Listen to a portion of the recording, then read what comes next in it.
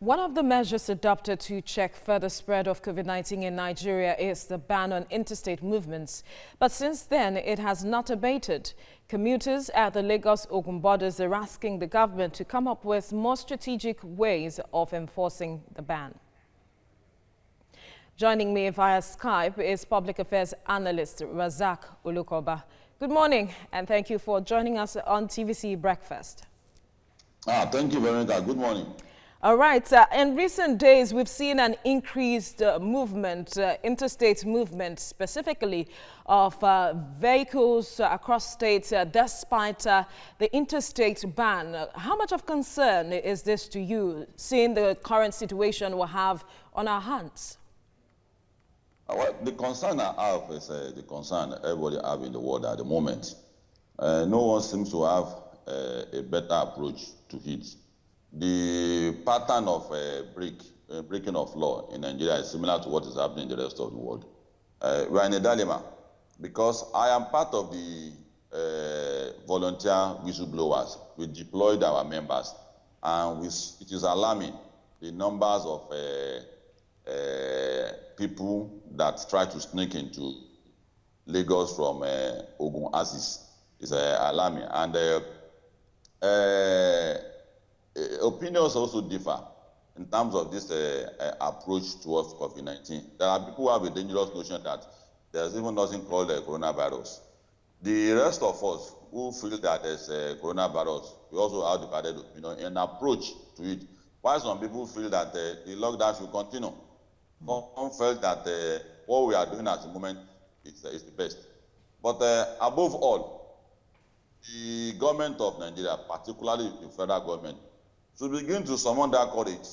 This humble analysis they give on TV, as if they are afraid that if they tell us the truth that we are in a big trouble, social media bully will jump on them. I think they should depart from that too. All right, quickly, if I may interrupt your line of thought, is it so difficult to ask people to perhaps stay in a particular place for the time being? Is this born out of the fact that they don't trust the statement made by the government, or what exactly is at the heart of this? Well, it's not lack of trust. It's the, production. There are some works that are preservative in nature. You can work very hard and cover 3 months of your job. But there are jobs that are not preservative, that you must work on daily basis and earn your income.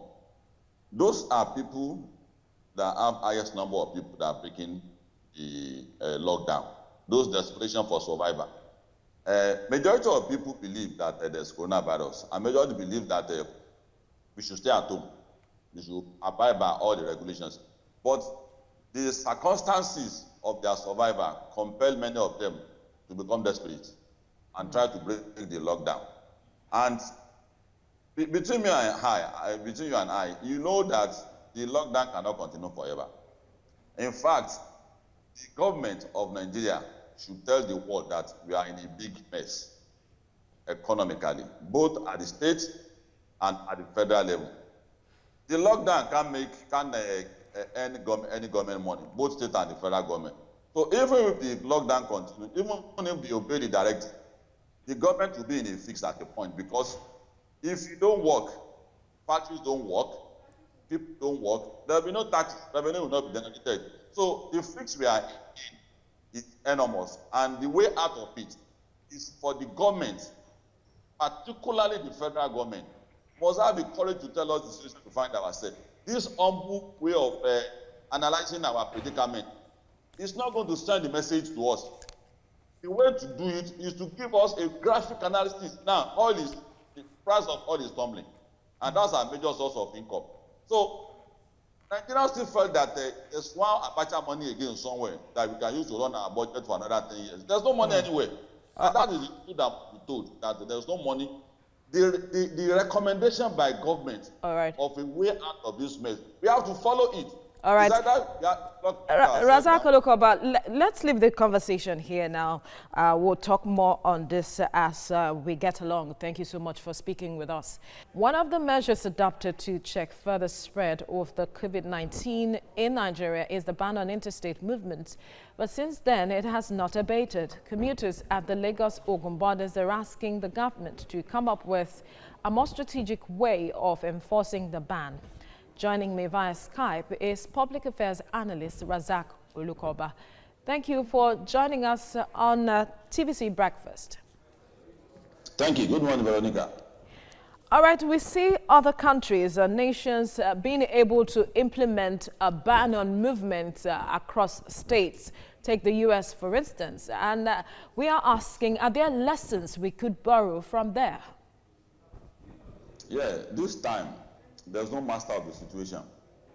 We borrow from them, they also borrow from us. And then coronavirus is not a program that people plan for. It happened spontaneously. So nobody can say they are the master of the game. So it's a trial that everybody are engaged on. If it works, we'll sustain it. If it doesn't work, we'll abandon it. We have our own peculiarity, they have their own too. So if there are things that we can borrow from them, there's nothing wrong in it. But we must abide by our own peculiarities. Though there are similarities in terms of people who earn income that on daily basis, they have all over the world.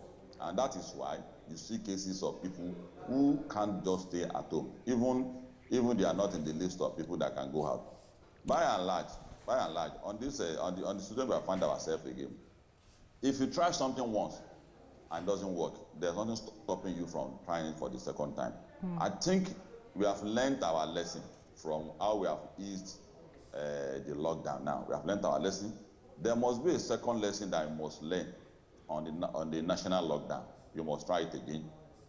And while we do the second lockdown, we must then begin to work out, based on the recommendation of WHO, that this may be living with us forever, how we are going to live our life with coronavirus. Okay. Our own government here, the federal government, like I said in other forums, that there's that courage that they need to tell Nigerians that there are things that you must follow if you must survive as a nation. The humble nature will not help us. The economic situation we find ourselves is not a joke. The rest of the world are trying to cope with it. And if people must cope with the situation, it depends on the way government pass that message. Our government is not passing that message in a strong manner, and it's born out of lack of courage.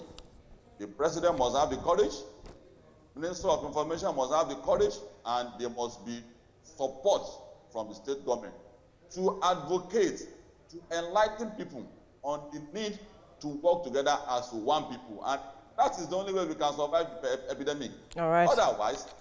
Otherwise, we will see other nations coping with it, surviving it, while we are lagging behind.